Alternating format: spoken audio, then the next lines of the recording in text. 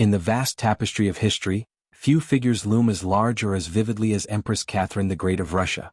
Rising from modest German nobility to become one of the most powerful and influential rulers of the 18th century, her story is one of ambition, intellect, and paradox. Catherine's reign was marked by sweeping reforms, territorial expansion, and a cultural renaissance that transformed Russia into a formidable empire. Yet beneath the magnificence lay complexities and contradictions, between enlightened ideals and autocratic rule, personal ambition and public legacy, that continue to fascinate historians and storytellers alike.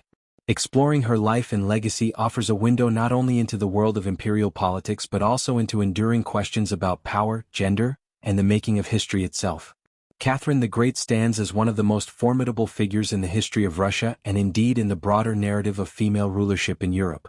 Her reign, spanning from 1762 to 1796, was marked by extraordinary political ambition, intellectual engagement with Enlightenment ideals, sweeping territorial expansion, and a complex relationship with autocracy and reform.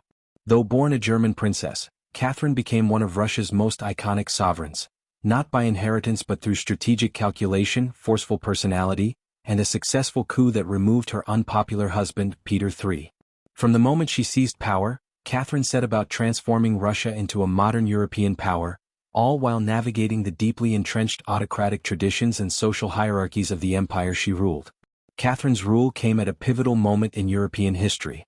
The Enlightenment was in full swing, and philosophers across the continent were challenging the foundations of monarchy, religion, and social inequality. Catherine corresponded with several leading thinkers of the age including Voltaire and Diderot, and fashioned herself as an enlightened despot, a ruler who, while autocratic, believed in the power of reason, education, and civic reform. Yet her rule was also deeply paradoxical. While she promoted Enlightenment ideals, she upheld and expanded the brutal institution of serfdom. While she encouraged legal reforms, she repressed dissent and centralized state power. These contradictions form one of the central tensions in evaluating her legacy. Her significance in Russian history cannot be overstated. Under Catherine, Russia extended its borders dramatically, securing access to the Black Sea through military victories over the Ottoman Empire, and gaining vast territories through the partitions of Poland. These acquisitions helped elevate Russia into the ranks of Europe's great powers. Domestically, Catherine sought to rationalize administration, improve education, foster economic development, and promote the arts and sciences. She also cultivated an image of herself as a reformer and benefactor of her people, although many of her reforms remained limited in scope or were primarily designed to strengthen her grip on power. But Catherine's importance extends beyond the borders of the Russian Empire. She was part of a broader transformation in early modern Europe, where rulers wrestled with the implications of Enlightenment thought while trying to maintain control over increasingly complex societies. In this sense, Catherine's reign can be seen as a case study in how Enlightenment ideals were adapted, or compromised, by those in power. Her life also offers insight into the challenges and strategies of female rule in a deeply patriarchal world. Few women in history have commanded such vast resources, political influence, and cultural prominence while facing constant scrutiny due to their gender.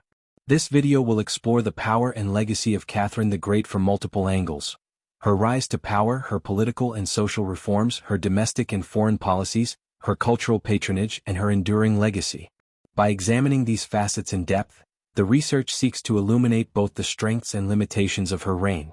The central question guiding this exploration is, how did Catherine the Great consolidate and exercise power, and what is the nature of her legacy in Russian and world history? To answer this, the study will also explore how she used ideology, reform, image-making, and realpolitik to maintain control over a vast and diverse empire. Equally important is understanding the limits of Catherine's reforms and the ways in which she maintained traditional structures of power, particularly serfdom and aristocratic privilege. While Catherine often spoke the language of liberty and progress, many of her policies entrenched social inequality and autocratic rule. How, then, should historians evaluate her as an enlightened ruler? Was she genuinely committed to reform, or was her embrace of Enlightenment values primarily rhetorical? Another layer of inquiry involves her legacy as a woman in power. Catherine had to navigate a political environment that was inherently suspicious of female authority. Her reign was shaped by personal charisma, calculated court politics, and the strategic use of her gender to reinforce her legitimacy. She was keenly aware of how she was perceived and worked tirelessly to construct a narrative of enlightened, maternal rulership. Yet her personal life, including her numerous romantic relationships, became fodder for gossip and political attack, then and now. This duality, between public power and private scrutiny, adds a compelling dimension to the study of her reign. Additionally, the long-term effects of Catherine's reign on Russian governance, culture and imperial identity. Her expansionist policies laid the groundwork for Russia's status as a dominant Eurasian power, but they also sowed seeds of conflict and repression that would echo throughout the empire's later history. Her legacy would be contested and reinterpreted by subsequent rulers, historians, and artists. From tsars who sought to emulate her grandeur, to Soviet critics who denounced her aristocratic excess, to modern historians who reassess her impact on gender and governance, Catherine's story has remained deeply relevant. Catherine the Great offers a rich and complex case study in the exercise of power, the practice of enlightened rule, and the negotiation of gender and authority. Her reign defies easy categorization. It was at once progressive and repressive, visionary and pragmatic, transformative and constrained. Through a comprehensive analysis of her policies, politics, and persona, this paper aims to shed light on why Catherine remains one of the most compelling rulers in history, and why her legacy continues to provoke debate, admiration, and reflection more than 2 centuries after her death. Born in 1729 in the small principality of Anhalt-Zerbst in present-day Germany, Catherine the Great entered the world as Sophie Friedrich Auguste. Though her origins were relatively modest in the context of European royalty, Sophie belonged to the extensive web of German minor nobility that often provided spouses for the more powerful dynasties of Europe. Her father, Christian August, was a Prussian general and governor, while her mother, Johanna Elizabeth of Holstein-Gottorp, was a woman of ambition and connections. From an early age, Sophie was groomed to marry into royalty. She received a courtly education that included multiple languages, etiquette, history, and the Enlightenment ideals beginning to circulate among the European elite. More importantly, she was exposed to the values of order, duty, and strategic self-presentation, skills that would serve her well in the politically charged world she was soon to enter. Her mother, who was well connected with the court of Empress Elizabeth of Russia, used her influence to secure a marriage proposal for Sophie to the heir to the Russian throne, the Grand Duke Peter, nephew of the Empress and a member of the Holstein-Gottorp family. This dynastic match had both personal and geopolitical implications. For Russia, marrying the heir to a German princess would cement alliances and promote a European orientation. For Sophie's family, it was a golden opportunity to elevate their status dramatically. At the age of 14, Sophie was summoned to Russia, where she converted to the Russian Orthodox faith, took the name Catherine, and immersed herself in Russian language and customs to gain favor with the Empress and the court. The marriage itself, however, was far from harmonious. Peter, future Emperor Peter III, was immature, emotionally unstable and wholly unsuited to rule. He idolized Prussia and its king Frederick the Great, an unpopular stance in Russia due to previous military conflicts between the two countries. Catherine, in contrast, was intelligent, politically astute, and deeply committed to winning the loyalty of the Russian people and nobility. While Peter indulged in military toys and alienated those around him, Catherine worked to build her own base of support, including close relationships with key court figures, military officers and foreign diplomats. Catherine's adaptation to Russian life was both genuine and strategic. She learned the language fluently and studied Russian history, culture, and Orthodox theology. This won her not only the approval of Empress Elizabeth but also admiration from segments of the court and clergy. She cultivated a reputation for seriousness, intelligence, and devotion to Russia, traits that stood in stark contrast to Peter's careless and often offensive behavior. As their marriage deteriorated and Catherine began to be marginalized by Peter and the court, she turned increasingly toward political maneuvering. She read widely, especially works by Enlightenment thinkers like Montesquieu, Voltaire, and Machiavelli, and began to formulate her own vision of governance and monarchy. In 1761, following the death of Empress Elizabeth, Peter ascended the throne as Emperor Peter III. His rule, however, was almost immediately marred by controversy and unpopularity. He made the disastrous decision to withdraw from the 7 Years' War and align with Prussia, Russia's longtime enemy. This alienated much of the military and nobility. He also implemented reforms that angered the Orthodox Church and offended traditional sensibilities, such as declaring religious tolerance and secularizing church lands without adequate compensation. Moreover, he failed to connect with the Russian people and exhibited erratic behavior that led many to question his fitness to rule. Catherine, recognizing the widespread dissatisfaction with Peter's rule and fearing for her own safety, began to conspire with a group of nobles and military officers who sought to remove him from power. Among her key allies were members of the Orlov family, particularly Grigory Orlov, one of her lovers and a prominent military officer. The coup was carefully planned, relying on a swift and decisive mobilization of troops and the loyalty of key regiments in and around St. Petersburg. On June 28, 1762, while Peter was away at his palace in Oranienbaum, Catherine was declared empress by the imperial guard and led a procession to the Kazan cathedral, where she was publicly blessed by the church and acclaimed by the soldiers. Peter, caught off guard and lacking military support, was forced to abdicate within days. He was taken into custody and shortly afterward died under mysterious circumstances, most likely assassinated, although the exact details remain unclear. Catherine officially declared herself empress and autocrat of all the Russias. Although she had no legal claim to the throne, her only connection being through marriage, Catherine moved quickly to legitimize her rule. She argued that Peter's behavior had endangered the state and that her ascension was necessary to preserve stability. She gained the backing of the church, the Senate, and the army, all of whom preferred her steady hand to Peter's chaotic reign. Her consolidation of power was a masterclass in political acumen. Rather than immediately purging Peter's loyalists, she offered clemency and stability. She kept much of the administrative structure intact but quietly replaced key positions with her own supporters. Catherine also made a series of symbolic gestures to align herself with Russian identity and portray herself as the true heir to the legacy of Peter the Great, whom she admired deeply. Her coronation in Moscow was a lavish spectacle designed to underscore her legitimacy and divine right to rule. From the very outset, Catherine positioned herself as a ruler not by accident or default, but by destiny and merit. She commissioned portraits showing her in military uniform or in the guise of Minerva, the Roman goddess of wisdom and war. She rewrote her own history in memoirs and proclamations, emphasizing her dedication to Russia, her bravery during the coup, and her divine calling.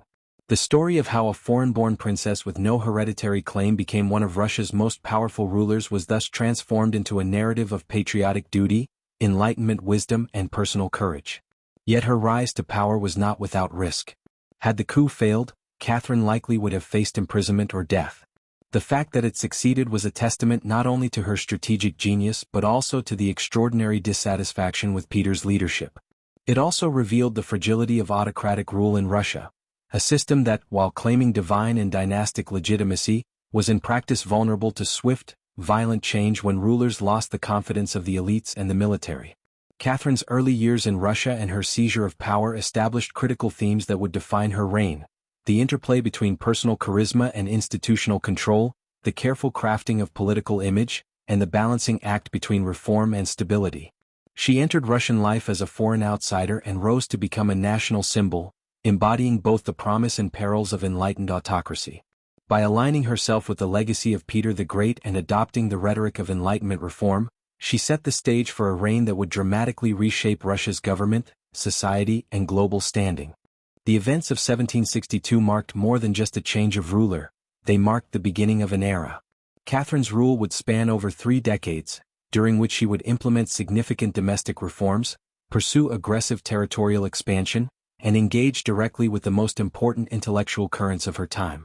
But none of that would have been possible without her shrewd maneuvering during those critical early years, when a young woman from a minor German principality rewrote her destiny and the fate of an empire. When Catherine the Great assumed the Russian throne in 1762, she inherited an empire plagued by inefficiency, deep social stratification, and bureaucratic disorder. Yet, unlike many monarchs of her time, she was intellectually prepared for the task of rule, having spent years studying the Enlightenment's most influential writers. Her admiration for thinkers such as Montesquieu, Voltaire, Beccaria, and Diderot deeply influenced her vision of governance. However, the Russia she ruled bore little resemblance to the orderly societies imagined by Enlightenment philosophers. It was vast, overwhelmingly rural, dominated by a privileged nobility, and dependent on a rigid system of serfdom.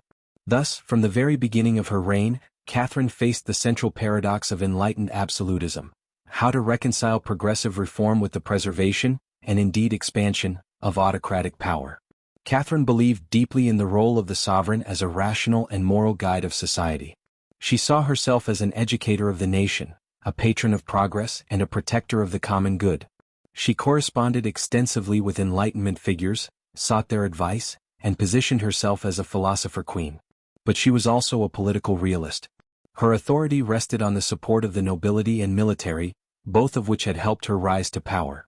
Unlike in Western Europe, where centralized institutions and legal reforms had already taken root, Russian governance depended heavily on personal loyalty and aristocratic privilege. Therefore, any reforms had to be carefully balanced against the interests of those who held actual power. One of Catherine's most ambitious efforts to implement Enlightenment ideas was her composition of the Nakaz, or Instruction, in 1767. This document, intended as a guide for the newly convened Legislative Commission, was an extensive philosophical treatise that laid out her ideas about law, governance, and society. Drawing heavily from Montesquieu, Beccaria, and other Enlightenment thinkers, the Instruction emphasized the importance of equality before the law, the need for rational legislation, the abolition of torture, and the sovereign's duty to promote the welfare of the people. In the Instruction, Catherine argued that laws should be grounded in reason, adapted to the character of the people, and aimed at the improvement of society. She rejected the notion of arbitrary rule while asserting the sovereign's ultimate authority, a reflection of her embrace of enlightened despotism. The Legislative Commission convened shortly after the publication of the Instruction. It was composed of over 500 deputies from various social estates, including nobles, townsmen, and peasants. Catherine intended it to draft a new legal code for the empire, something Russia had not updated since the Alazani of 1649. In principle, this was a revolutionary act, a move toward consultative governance and legal modernization. However, the commission ultimately failed to produce a new code. Deep divisions between social groups, the delegates' inexperience, and a lack of clear procedures hampered progress. Moreover, Catherine's desire for control meant that the commission was more a forum for expression than for decision-making. She remained firmly in charge and limited the scope of its powers. Despite its practical failure, the Legislative Commission served several important functions. It provided Catherine with valuable insights into the conditions and concerns of different regions and social classes. It also allowed her to demonstrate her reformist intentions to the European Enlightenment community, bolstering her image as a modern ruler. Furthermore, the Instruction itself had a lasting impact beyond the Commission. It was widely disseminated in Europe and translated into several languages, earning praise from intellectuals and reinforcing her reputation as an enlightened sovereign, even if many of its proposed reforms were not realized in practice. Beyond theoretical reform, Catherine undertook significant administrative restructuring to improve the efficiency and stability of governance. The most substantial of these efforts was the provincial reform of 1775. This reform came in the aftermath of the Pugachev Rebellion, a massive uprising of Cossacks and peasants that had shaken the empire and exposed the fragility of central authority. Recognizing the need for tighter control and more effective local administration, Catherine reorganized the empire into approximately 50 provinces, each with its own governor and administrative apparatus. These provinces were further divided into districts to ensure that officials could directly oversee smaller populations and respond more effectively to local issues. This reform significantly expanded the size and reach of the bureaucracy, creating a more standardized and hierarchical system of governance. It also allowed for better tax collection, more efficient judicial procedures, and improved communication between the center and the periphery. Although the reforms were framed as a response to popular unrest and a desire to improve public service, they also served to consolidate Catherine's autocratic control. Governors were appointed directly by the crown and reported to her. Thus, while governance became more professional, it remained firmly top-down and centralized. In tandem with administrative reforms, Catherine enacted policies that reshaped the social order, most notably the Charter to the Nobility in 1785. This legal document formalized and expanded the privileges of the Russian nobility, granting them legal protection of property, personal immunity from corporal punishment, and the right to form self-governing assemblies. In many ways, the charter codified a social contract between Catherine and the elite. In exchange for loyalty and service, the nobility received formal recognition of their elevated status and autonomy. While the charter strengthened noble identity and incentivized service to the state, it had dire consequences for the lower classes, especially the serfs. By privileging the landowning elite and granting them more autonomy over their estates, Catherine deepened the already entrenched institution of serfdom. Serfs remained bound to the land and their landlords, with virtually no legal recourse or protection. Although Catherine occasionally expressed concern about the condition of the peasantry, she did little to improve their lot. The memory of the Pugachev rebellion haunted her, reinforcing the belief that peasant emancipation was too risky. Thus, her political reforms largely bypassed the majority of the population, even as she spoke the language of equality and justice. Catherine's rule was characterized by a persistent duality, the outward embrace of Enlightenment rationality and the inward entrenchment of autocratic control. Her reforms were often sophisticated in design and ambitious in scope, but they rarely challenged the fundamental hierarchies of Russian society. Even when inspired by philosophical ideals, her policies were ultimately constrained by political necessity.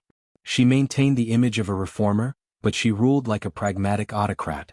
This duality is perhaps best illustrated by her relationship with the Enlightenment itself. While she read and quoted the likes of Voltaire and Diderot, she censored books, exiled dissidents, and tightly controlled the press. After the French Revolution, her stance hardened further, as she began to view liberal ideas as threats rather than inspirations. Nevertheless, Catherine's reforms left a profound mark on Russian governance. Her emphasis on administrative centralization, bureaucratic professionalism, and legal codification set the foundation for future modernization efforts.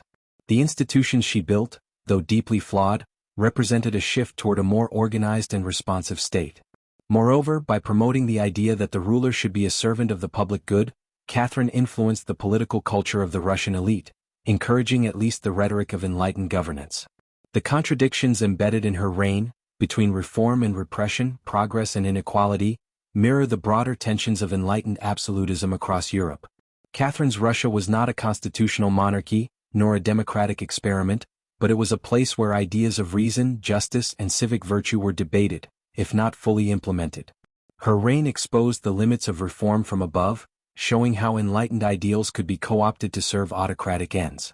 Catherine's success in implementing certain reforms, despite these contradictions, also reveals her deep understanding of Russian society. She recognized that too rapid or radical a change would destabilize the fragile social order. Thus, she pursued a course of measured reform that improved governance while reinforcing her authority. Whether one sees this as wise statesmanship or cynical manipulation, it was effective in maintaining imperial stability during a period of considerable internal and external challenges. In examining her political reforms, it becomes clear that Catherine the Great was neither a revolutionary nor a reactionary.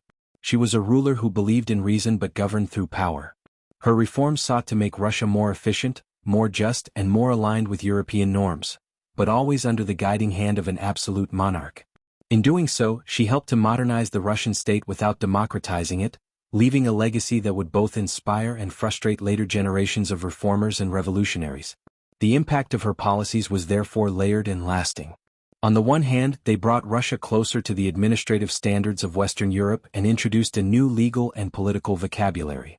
On the other, they entrenched inequalities and centralized authority in ways that would provoke resistance and rebellion in the years to come. The very nobles she empowered would eventually chafe under autocratic constraints. The serfs she ignored would one day rise in revolt. Catherine's reforms planted seeds of both progress and unrest. Ultimately, her legacy in political governance is as complex as her persona. She was a woman who outmaneuvered her rivals, a foreigner who became a symbol of Russian statecraft, a reader of philosophy who censored its application, and a reformer who ruled as an autocrat. Her political reforms laid the groundwork for future development, yet they also preserved many of the old order's injustices.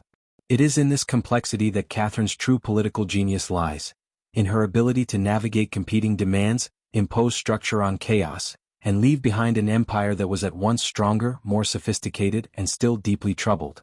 Throughout her reign, Catherine the Great was acutely aware of the domestic tensions that defined the Russian Empire. Her position as an autocrat required her to balance progressive aspirations with conservative necessities, especially when dealing with the massive population of Russian peasants and the enduring institution of serfdom. Though she read extensively from Enlightenment philosophers who criticized slavery and championed human dignity, Catherine made little substantive effort to alleviate the plight of the serfs, largely because her power base, the nobility, was deeply invested in the continuation of serfdom.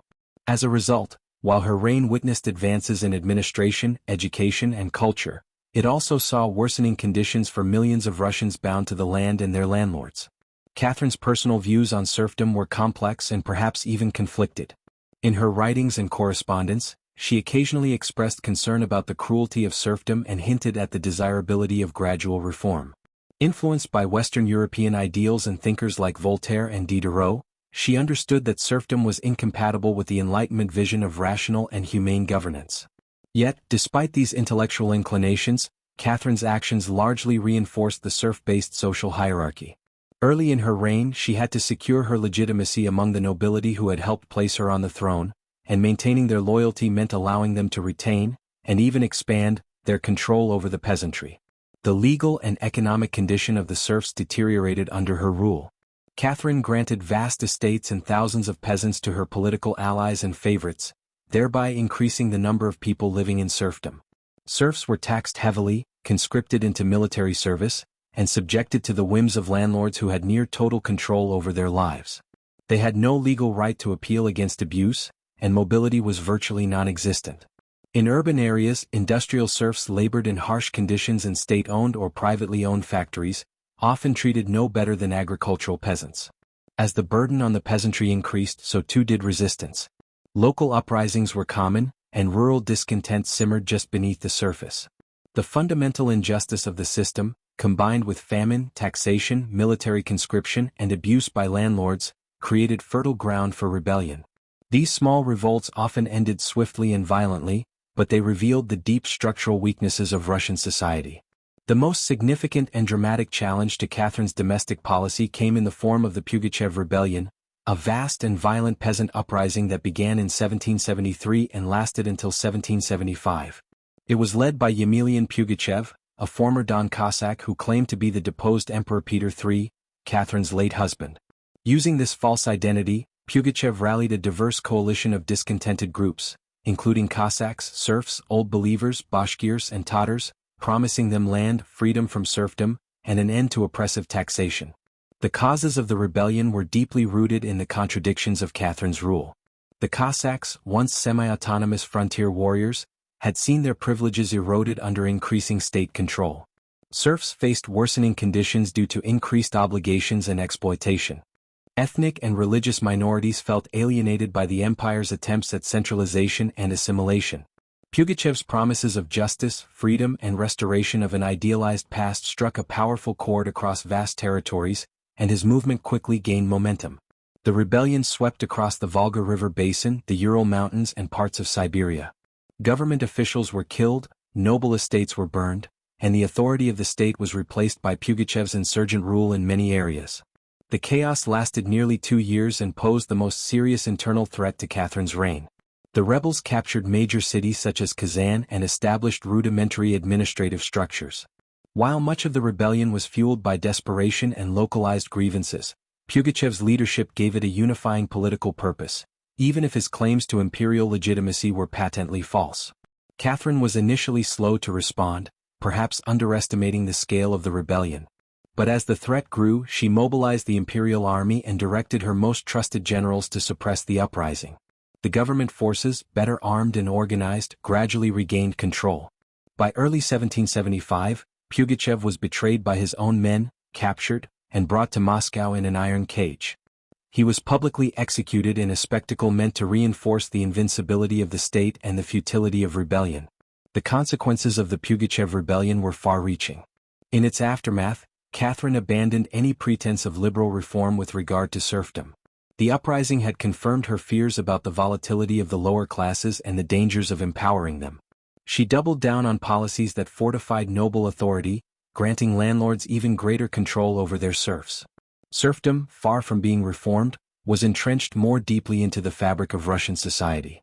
Catherine's later reforms focused on strengthening administrative control and preventing further unrest, rather than alleviating the root causes of peasant suffering.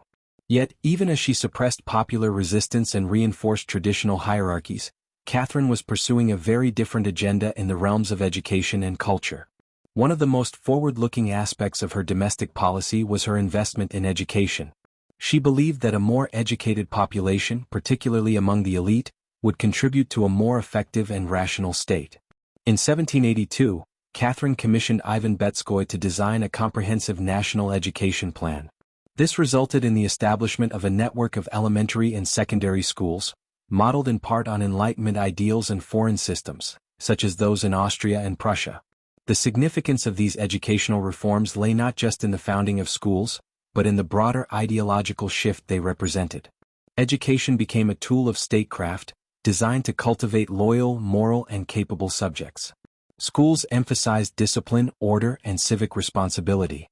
Though access remained limited, especially for peasants, the reforms planted the seeds of a more literate and socially aware elite.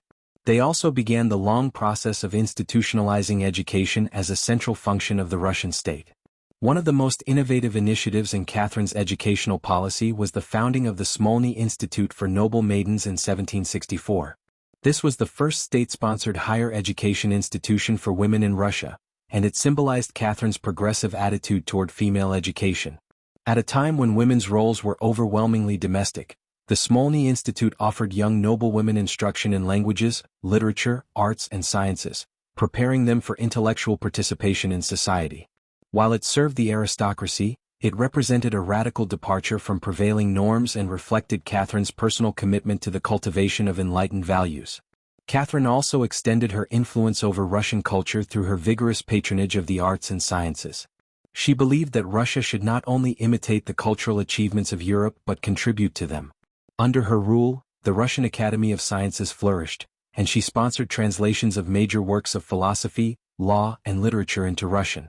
Catherine founded the Hermitage Museum, one of the largest and most significant art collections in the world, acquiring works by Rembrandt, Rubens, and other European masters.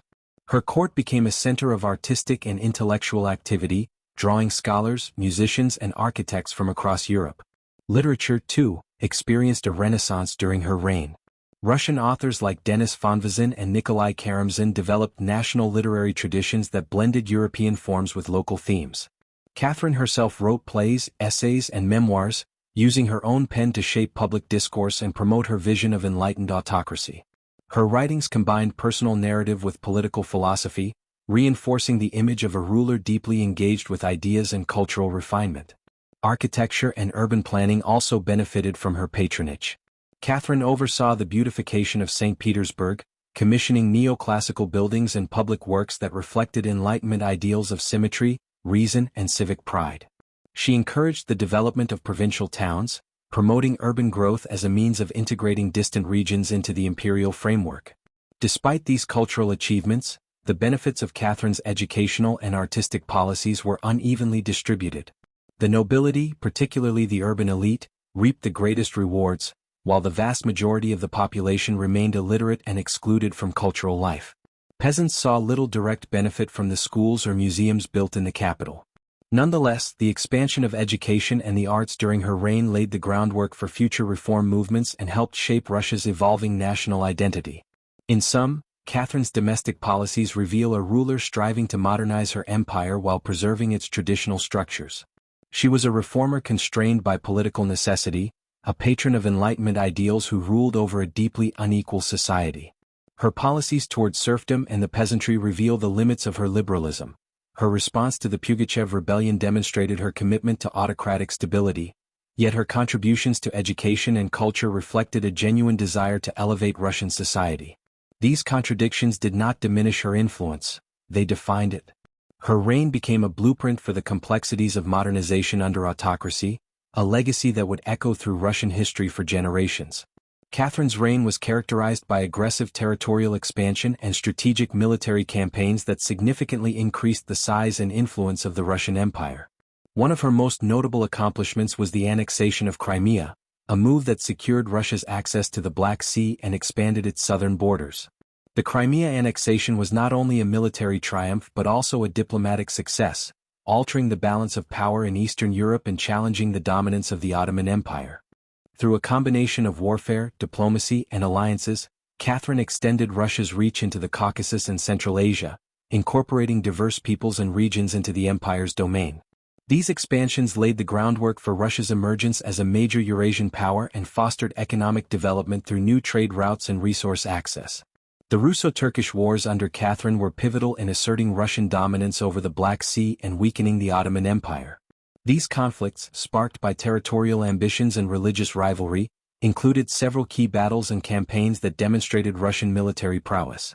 The wars concluded with the Treaty of Cukut-Kainarka in 1774, a landmark agreement granting Russia significant privileges, including the right to protect Orthodox Christians in Ottoman lands and access to strategic ports. This treaty symbolized a shift in regional power and had profound geopolitical implications, boosting Russian influence in the Balkans and Mediterranean. Catherine also managed complex relations with Western European powers such as France, Austria, and Prussia. She balanced diplomacy and alliances to strengthen Russia's position without becoming entangled in unnecessary conflicts. These relationships were instrumental in navigating the volatile political landscape of 18th-century Europe and securing Russia's interests on the continent. One of the most significant geopolitical maneuvers during her reign was the series of partitions of Poland. Motivated by desires to expand territory and prevent instability on its western frontier, Catherine orchestrated the division of the Polish-Lithuanian Commonwealth along with Prussia and Austria. These partitions effectively erased Poland from the map for over a century, dramatically reshaping Central Europe. Catherine's role in this process highlighted her diplomatic acumen and her vision of Russia as a dominant European power. However, the partitions also sowed long-term tensions and nationalist resentments in the region, consequences that reverberated well beyond her reign. Throughout her rule, Catherine actively engaged with the intellectual currents of the Enlightenment, corresponding with leading philosophes such as Voltaire and Diderot. These exchanges reveal her image as a philosopher queen, who sought to embody Enlightenment ideals in her governance. She admired the values of reason, education, and cultural refinement, and endeavored to promote these in Russia, albeit selectively.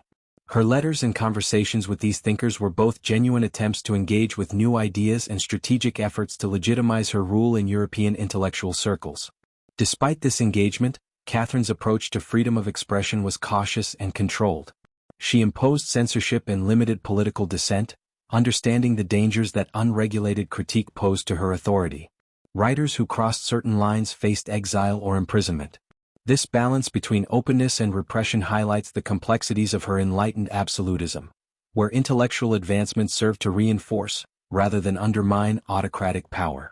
Catherine's patronage of the arts was one of the defining features of her reign. She founded the Hermitage Museum, which began as a private collection and became one of the greatest art repositories in the world. She promoted neoclassicism, reflecting her admiration for ancient cultures and Enlightenment aesthetics, and commissioned works from leading artists and architects. Her support for cultural institutions fostered a Russian Renaissance, elevating the country's artistic profile and encouraging intellectual activity among the nobility and beyond. As a woman who ascended to the throne in a male-dominated society, Catherine navigated unique challenges surrounding gender and legitimacy. Her position was often questioned, both domestically and abroad, and she faced comparisons with other female rulers like Elizabeth I of England and Maria Theresa of Austria. These comparisons underscored how gender shaped perceptions of leadership and power in the 18th century.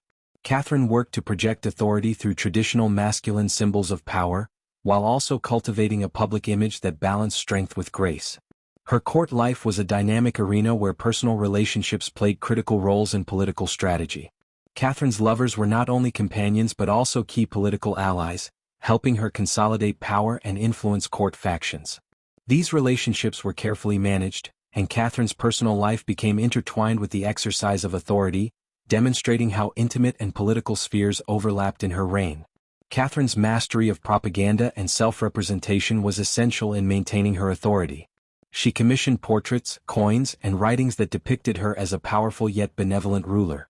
These images communicated messages of legitimacy, enlightenment, and imperial grandeur, reinforcing her rule to both domestic audiences and foreign powers. The myth and legend surrounding her persona have persisted through centuries, shaping how she is remembered and symbolizing the intersection of gender, power, and political image.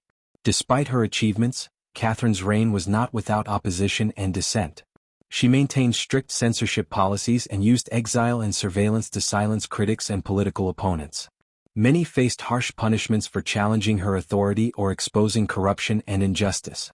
This repression highlights the limits of her purported enlightenment and underscores the authoritarian nature of her regime.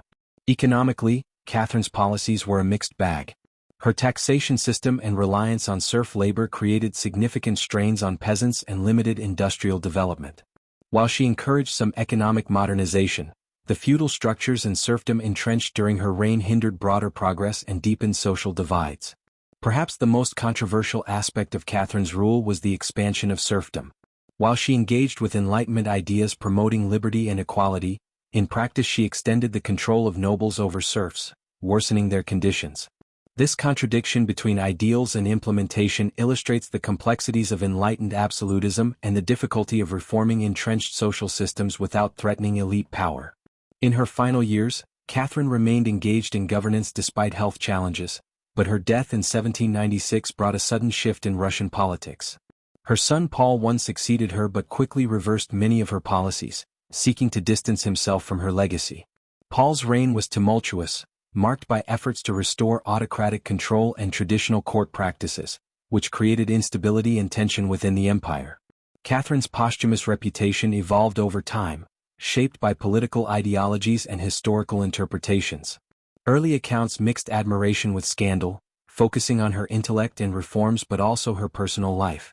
Russian historiography debated her legacy, balancing recognition of her state-building with critique of her authoritarianism and serf policies. Soviet historians tended to criticize her as a symbol of feudal oppression but acknowledged her role in expanding and modernizing the empire.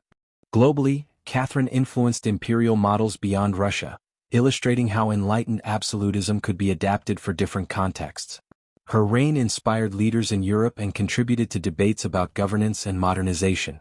Popular culture has sustained her legacy through films, literature, and television, often blending fact with myth to portray her as a dynamic and sometimes controversial figure. Today, Catherine remains a symbol of female power and complex leadership. Her life invites reflection on the intersections of gender, authority, and empire, and continues to inspire scholarly and popular interest alike. Catherine the Great's reign is a profound study in contrasts, achievements, and contradictions, emblematic of the complexities inherent in wielding absolute power during a transformative era. Her legacy is a blend of visionary leadership and the harsh realities of autocratic rule, illuminating the intricate dynamics of 18th-century empire, governance, and gender. Over her more than 3 decades on the throne, Catherine transformed Russia into a formidable power, expanded its territories, and fostered cultural and intellectual growth. Yet, her reign also reinforced social inequalities and highlighted the limits of enlightened reform under an autocrat. Her achievements are undeniable. Catherine's territorial expansions reshaped the map of Eastern Europe and Central Asia, securing Russia's access to vital seas and trade routes. The Crimea annexation and the partitions of Poland exemplify her strategic vision and diplomatic skill, while her military victories, especially in the Russo-Turkish Wars, elevated Russia's status among European powers. Domestically, she enacted reforms that aimed to modernize administration, law, and education, reflecting her engagement with Enlightenment ideas. The establishment of cultural institutions like the Hermitage Museum and her patronage of the arts contributed to a flourishing of Russian culture and intellectual life. However, Catherine's reign was fraught with contradictions. While she espoused Enlightenment principles and corresponded with leading philosophes, her policies often perpetuated autocracy and social stratification. The expansion and entrenchment of serfdom under her rule highlight the stark divide between ideals and practice. Although she promoted education and culture, these benefits were largely confined to the nobility and urban elites, leaving peasants and serfs in harsh conditions. The Pugachev Rebellion and other uprisings exposed the tensions and unrest simmering beneath the surface of her empire. Her governance style reflects the paradox of enlightened absolutism, a commitment to rational reform paired with an unyielding hold on power. Catherine skillfully balanced openness to new ideas with the repression of dissent, understanding that her authority depended on both intellectual legitimacy and control. The censorship and surveillance of critics demonstrate the limits of freedom during her reign, underscoring that her Enlightenment was deeply shaped by political pragmatism. Gender was a central theme in Catherine's rule and legacy. As a woman who seized the throne in a patriarchal society, she navigated unique challenges to her legitimacy. Her success redefined possibilities for female leadership, showing that power could be wielded effectively by a woman through intelligence, strategic alliances, and mastery of image. She managed to cultivate a persona that balanced strength and femininity, and her use of propaganda helped maintain her authority in a male-dominated world. Yet, the scrutiny of her personal life and the persistent rumors highlight the gendered double standards faced by female rulers. Catherine's legacy remains highly relevant today as a subject of historical inquiry and popular fascination. She symbolizes both the potential for enlightened leadership and the inherent dangers of autocracy. Her story offers lessons about the complexities of power, how it can drive progress yet also perpetuate injustice. In modern Russia, she is often celebrated as a nation builder and cultural icon, embodying a period when the country asserted itself confidently on the global stage. Simultaneously, critical perspectives continue to question the social costs of her reign, especially for the peasantry and serfs. Globally, Catherine's influence extends beyond her empire's borders. She exemplifies how Enlightenment ideals intersected with absolute monarchy, shaping political thought and imperial governance.